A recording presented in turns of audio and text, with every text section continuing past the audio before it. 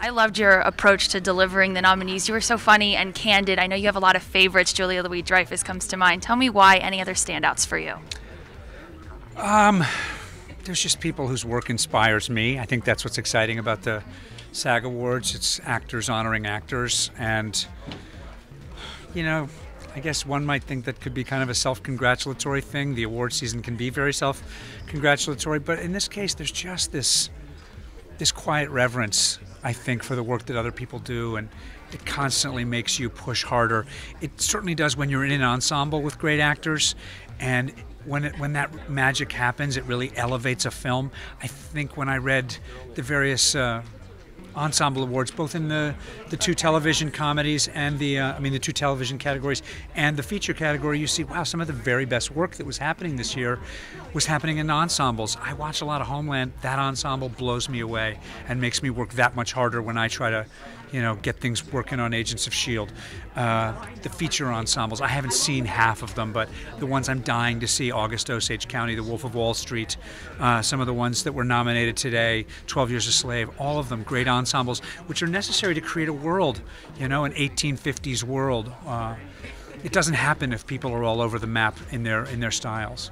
When it comes to movies, do you have a lot of time to see them, or do you wait for award seasons to kind of tell you what the creme de la creme of the year was? When I do have time, we go see movies. I love to go to movies. I still like to see them in theaters a lot.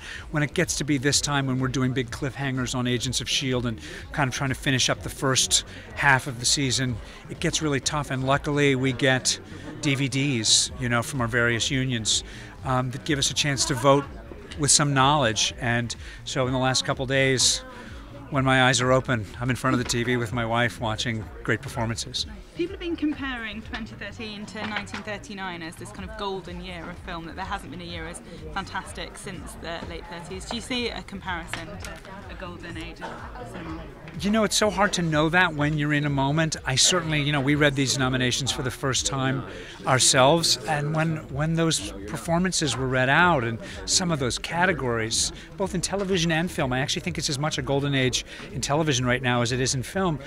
It's a remarkable collection of films and a remarkable collection of performances driving those films. And you've got tremendous individual performances like Sandra Bullock's in Gravity and Cate Blanchett in Blue Jasmine, but then these amazing ensemble performances as well. So that doesn't feel wrong to me. Of the movies you have seen, is there one that particularly stands out for you? I've seen so few. I must say a movie that I really loved was Nicole Holofcener's Enough Said with Julia Louis-Dreyfus and James Gandolfini. Julia and I worked together. I was really happy to see her nominated for amazing work on Veep. She's known legitimately as this legendary comedienne, who belongs in the same sentence with Lucille Ball and people like that. But I've always known that she's just a great actress, period, and so to see her kind of lighting up an amazing independent film as well is really exciting for me. And a nod for James Gandolfini as well, the late James Gandolfini. Does that feel Yeah, that's a massive loss. I couldn't have been a bigger fan of The Sopranos, so I was really sad to see that, and I'm glad that that film and he are being honored.